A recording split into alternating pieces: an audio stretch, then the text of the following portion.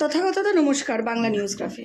প্রসঙ্গ হচ্ছে জ্ঞানেশ কুমারকে তৃণমূল নতুন নাম দিয়েছে ভ্যানিশ কুমার, এবং এই জ্ঞানেশ কুমারকে নিয়ে ইতিমধ্যেই নানা রকম কটূক্তি করেছে তৃণমূলের তরফ থেকে।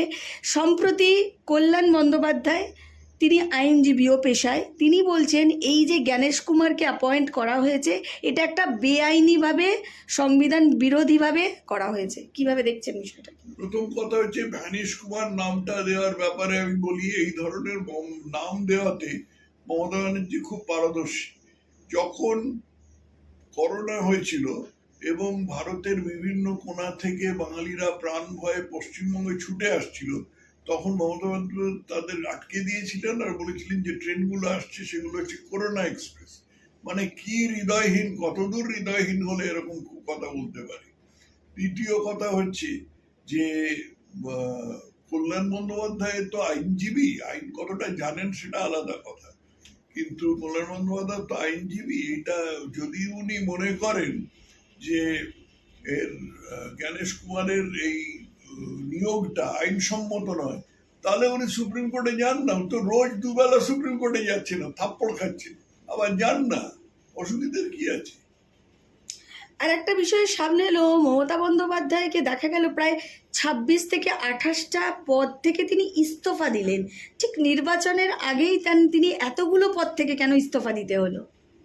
আমি ঠিক এটা জানি না, কিন্তু আমার একটা প্রশ্ন থাকবে যে এতগুলো পদ ছিল কেন? এতগুলো পদে উনি কি করছিলেন? এমনিতে তো উনি মুখ্যমন্ত্রীও বটে, স্বাস্থ্যমন্ত্রীও বটে, পুলিশ মন্ত্রীও বটে। স্বাস্থ্যমন্ত্রীর তো ফর্মা দেখা যাচ্ছে 3টে লোক পরপর হাসপাতালে মরে গেল, এই হচ্ছে স্বাস্থ্যমন্ত্রীর চেহারা। আর বাকি 26টা তাহলে সেই দপ্তরে তিনি কি কাজ করছিলেন বা কিভাবে চালাচ্ছিলেন সেটা বলাই বাহুল্য। মানে এখানে একটা টেকনিক্যালি কথা জিজ্ঞাসা করব, একজন মুখ্যমন্ত্রী তার নিজস্ব কাজও থাকে, একজন মুখ্যমন্ত্রীর পদে বসে তারপরেও এতগুলো পদ, প্রায় 26টা কি 28টা পদ তিনি ডিপার্টমেন্ট তিনি সামলানো, সেটা কি টেকনিক্যালি একটা সরকারকে স্মুথভাবে চালানো সম্ভব? না, সম্ভব নয়, কিন্তু তা নিয়ে মমতা ব্যানার্জির কোনো মাথা ব্যথা নেই। মমতা ব্যানার্জি খুব ফোকাসড রাজনীতি করেন। রাজনীতি হচ্ছে, যেদিন মমতা ব্যানার্জি ক্ষমতায় এলেন সেদিন থেকে মমতা ব্যানার্জির একমাত্র চিন্তা হচ্ছে পরের ভোটটা কি করেছি, এবং এই ভোট থেকে, এই প্রক্রিয়া থেকে আরো কি করে আরো বেশি টাকা খিঁচে আনবে। এটাই হচ্ছে মমতা ব্যানার্জির এই দুটো ফোকাস, মানে দুটো ফোকাস আর কি করে পরের ভোটটা জিতবো আর কি করে আরো বেশি টাকা খিঁচে আনবো। এছাড়া জনসাধারণের কি হলো, রাজ্যের কি হলো, এই সমস্ত জিনিস উনি মাথায় ঘামান না, এগুলো ওর মাথার মধ্যেই নেই। কিন্তু তিনি বলছেন যে নারী সুরক্ষাতে, আমরা একটা সার্ভে রিপোর্টেও দেখেছিলাম কিন্তু, যে নারী সুরক্ষাতে পশ্চিমবাংলা 1 নম্বর, উন্নয়নে 1 নম্বর, স্বাস্থ্যে 1 নম্বর, এবং একাধিক সুপার স্পেশালিটি হাসপাতাল তিনি করেছেন। সেখানে দাঁড়িয়ে বিরোধী পক্ষরা বলছে যে না, কোনো উন্নয়নই হয়নি। কি বলবে? সুপার স্পেশালিটি হাসপাতালের চেহারা তো দেখতে পেলাম আমরা কলকাতা শহরের মধ্যে আরজি করে। আজকে আমি দেখছিলাম ভুবনেশ্বরে যে এইমস হচ্ছে, তৈরি হয়েছে, সেই কেন্দ্রীয় সরকারের যে স্বাস্থ্য মানে বড় হাসপাতাল, সেখানে মানে দলে দলে পশ্চিমবঙ্গ থেকে লোক যাচ্ছে, দলে দলে পশ্চিমবঙ্গ থেকে লোক যাচ্ছে। কারণ পশ্চিমবঙ্গের সরকারি হাসপাতালে চিকিৎসা হয় না, চিকিৎসা করতে গেলে বেসরকারি হাসপাতালে যেতে হয়, আর সেটা খুব খরচ সাপেক্ষ। তো কি কথা বলছেন মমতা বন্দ্যোপাধ্যায়? তথাগতদা, এই নন্দীগ্রাম থেকেও শুভেন্দু অধিকারী দাঁড়িয়েছেন, এবং তার বিপক্ষে, মানে প্রতিপক্ষ হিসেবে যিনি দাঁড়িয়েছেন প্রদীপ্ত কর, যাকে বলা হচ্ছে শুভেন্দু অধিকারীর একদম রাইট হ্যান্ড, এবং তিনি সম্প্রতি যোগদান করলেন এবং তাকেই দাঁড় করিয়ে দিল তৃণমূলের তরফ থেকে। সেখানে শুভেন্দু অধিকারীর রাইট হ্যান্ড সেভাবে যদি দাঁড়ায়, কোথাও কি শুভেন্দু অধিকারীর নন্দীগ্রামে একটু চাপ? কি মনে হয়? কিসের কি চাপ? কিছু টাকা দিয়েছে তৃণমূলও গিয়ে জয়েন করেছে, দাঁড়িয়ে গেছে। এর জন্য তৃণমূলের ভেতরে, তুমি মনে করো এর জন্য তৃণমূলের ভেতরে অন্য কর্মীদের ক্ষোভ নেই যে তারা এতদিন ধরে ওখানে কাজ করেছে, তাদের কিছু করার নেই? আবু সুফিয়ান টুফিয়ান তারা তো চেলা ফেলা আছে, তাদের কোনো ক্ষোভ নেই? এই আজকে গতকাল একটা লোক এলো, সে পয়সাও পেলো জয়েন করবার জন্য, সে দাঁড়িয়েও গেল, তাকে টিকিটও দেওয়া হলো। এটা নিয়ে কোনো এটা নিয়ে কোনো মানে নন্দীগ্রাম এবং ভবানীপুর দুটো কেন্দ্রেই শুভেন্দু অধিকারী জিতছে আপনার। বিলক্ষণ বিলক্ষণ, কোনো সন্দেহ নেই। এবারে একটা ট্রেন্ড দেখা যাচ্ছে, বিভিন্ন জায়গায় বয়কট বিজেপি লিখে একটি কালো পোস্টার বিভিন্ন জায়গায় ফেলে দেওয়া হচ্ছে, এবং এই পোস্টারকে ঘিরেই কিন্তু মোদিজি যেদিন এসেছিলেন ব্রিগেডে, সেদিন মন্ত্রী শশী পাজার বাড়ির সামনে একটি অশান্তি হয়, বাড়ি ভাঙচুর হয়, বিভিন্ন একটা ঘটনা ঘটে এই পোস্টারকে কেন্দ্র করেই ছিঁড়ে ফেলা। এই ধরনের পোস্টার লাগিয়ে তৃণমূল কংগ্রেস কি প্রমাণ করতে চায়? তৃণমূল কংগ্রেস কি জিজ্ঞেস করো, কি প্রমাণ করতে চায়? কিন্তু এবার যে নির্বাচনের আগে তৃণমূল কংগ্রেসের কাজকর্মের মধ্যে যে দিশেহারা চেহারা দেখা যাচ্ছে, এই জিনিসটা আমি আগে কখনো দেখিনি। মমতার চেহারা দেখেছো? শুকিয়ে গেছে একেবারে, গলার রগগুলো বেরিয়ে গেছে, খুবই নয়, ভালো অবস্থায় নেই উনি। না, উনি তো এমনিও ভাত টাত খান না, উনি তো না, উনি ভাত খান কি বিরিয়ানি খান সেটা নিয়ে আমার কোনো দুশ্চিন্তা নেই, কিন্তু বড় কথা হচ্ছে যে ওর স্বাস্থ্যটা তো রাখতে হবে, এবং ওর স্বাস্থ্যের যে পতন হচ্ছে সেটা তো চোখের সামনে দেখতে পাওয়া যাচ্ছে।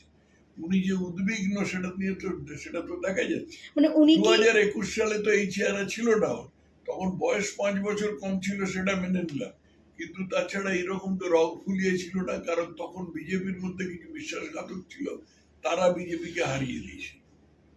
সেই জায়গাটা থেকে বিজেপি অনেকটা ওভারকাম। একদম, সে তার কোনো প্রশ্নই নেই, এবার সেরকম কোনো লোক নেই। তথাগত দা, বিষয়টা হচ্ছে যে মমতা বন্দ্যোপাধ্যায় তিনি তার নিজের কেন্দ্রে কি বলবেন, হারবেন না জিতবেন? হারবেন, অবশ্যই হারবেন। নন্দীগ্রামে হারেননি, সেটা তার নিজের গড় ছিল না, এটা তো তার না, নিজের গড় গড়। সবই গড়, তো গড়ের মাঠ, হ্যাঁ, গড় এইসব তো কথার কথা আর কি। গড় মানে কি? আমি তো বললাম যে আমি ভবানীপুর সেগমেন্টে বেশি ভোট পেয়েছিলাম বিয়ের চাইতে, 2014 2014 সুব্রত বক্সির চাইতে। আর একটা বিষয়, এই যে জনতা উন্নয়ন পার্টি, যেটা হুমায়ুনের দল, তার সাথে মিম জোট বেঁধেছেন, এবং ওয়েসি তিনি নিজে বলছেন যে হুমায়ুন নাকি মুখ্যমন্ত্রী পদপ্রার্থী। মানে এই বিষয়টাকে কিভাবে দেখছেন? মুখ্যমন্ত্রী পদপ্রার্থী হতে পারে, যদি মমতা এটাকে পশ্চিম বাংলাদেশে পরিণত করে তাহলে হতে পারে পদপ্রার্থী, কিন্তু আমি তো এটাকে একটা অর্থহীন কথা বলেই মনে হচ্ছে, পাগলের প্রলাপ বলেই মনে হচ্ছে। এবং মুখ্যমন্ত্রী কি কোথাও ভয় আছে যে তার যে ভোট ব্যাংক, যে মাইনরিটি ভোট ব্যাংক তিনি বলেন, বা যাদেরকে দুধেল গাই বলে তিনি সম্বোধন করেন, কোথাও কি এই হুমায়ুনের দল আসার পর এই ভোটটা কেটে যাওয়ার জন্য কি তার একটা ভয় বিলক্ষণ আছে, ভয় বিলক্ষণ আছে, এবং ভয় আছে বলেই উনি হুমায়ুনের বিরুদ্ধে নানা রকম কথাবার্তা বলছেন, নানা রকম পদক্ষেপ নিচ্ছেন, এবং মুসলমান ভোটকে আরো সংহত করবার জন্য আরো ইয়ে দিচ্ছে। বাজেটে তো দেখাই গেল কি পরিমাণ টাকা মাদ্রাসার জন্য উনি দিয়েছেন। উত্তরবঙ্গ ইয়ের উন্নয়ন, সুন্দরবন উন্নয়ন, দুটো মিলে যা টাকা বাজেটে দেওয়া হয়েছে, মাদ্রাসার উন্নয়নের জন্য তার চেয়ে বেশি দেওয়া হয়েছে। মানে এটা বলছেন ওই ভোট ব্যাংকে এক জায়গায় করার জন্য। আবার কি, কিন্তু ভোট ব্যাংক কিছু ভাঙবে, এরা যে কোনো ভোট পাবে না এমন তো নয়, কিছু ভোট তো পাবে। কিন্তু এই ভোটটা ভাঙলে মানে এখানে বিজেপির কি সুবিধা হবে, মানে বিজেপি কোন জায়গায়? আমি জানি না, তো এরা তো আর বিজেপিকে ভোট দিত না, আমি ধরে নিচ্ছি মোটামুটি এরা তো বিজেপিকে ভোট দিত না, অতএব বিজেপিকে যারা ভোট দিত তারা দেবে, আর এই অন্য বিজেপি বিরোধী ভোটটাই যদি ভাগ হয়ে যায় তাহলে যা হবার তাই হবে। আর শেষ প্রশ্ন, সিপিএম এর তরফ থেকে এবারে অনেক নতুন মুখ আনা হয়েছে, যারা একদম ইয়াং জেনারেশনের কিছু নতুন মুখকে সামনে আনা হয়েছে, তারা কতটা জায়গা করতে পারবে? সিপিএম এর দুটো সমস্যা আছে। এক নম্বর হচ্ছে যে সিপিএম এর কোনো নেতা নেই, মোহাম্মদ সেলিম একটা নেতাই না। যে সিপিএম যখন জিতেছিল 1977 সালে বা তারও আগে 70 সালে, তখন সিপিএম এর যারা নেতা ছিল, যে জ্যোতি বসু, প্রমোদ দাশগুপ্ত, হরেকৃষ্ণ গঙ্গার, কৃষ্ণপদ ঘোষ, এরা সবাই কিন্তু লড়াই করে হয়েছিল, মানে পুরো একটা ভুল মতাদর্শের ওপর বসে দাঁড়িয়ে লড়াই করেছিল, কিন্তু এরা লড়াই করে রাজনীতি করেছিল। আর এই মোহাম্মদ সেলিম ফেলিম এরা তো কোলে বসে রাজনীতি করেছে, এরা তো মহা সুখে রাজনীতি করেছে সিপিএম এর আমলে। তারপরে সেই এদের দিয়ে কি আশা করা যায়? আর এদের এখনো পর্যন্ত কোনো মৌলিকতা দেখতে পাইনি।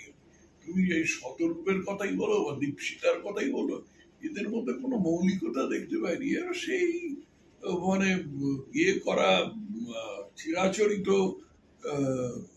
যে বক বক বক বক একই কথা আর কি, ইনকলাব জিন্দাবাদ সেই করে যাচ্ছে আর কি। আর সিপিএম কে তো মানুষ চিনে গেছে। সিপিএম 34 বছরে রাজ্যের এত বড় সর্বনাশ করেছে বলেই তো তৃণমূলকে মানুষ ক্ষমতায় এনেছিল। সেই তৃণমূল হয়ে গেল সিপিএম এর জেরক্স কপি। এই হচ্ছে তাহলে ইস বার 200 পার। ডেফিনেটলি 200 পার, নিশ্চয়ই 200 পার।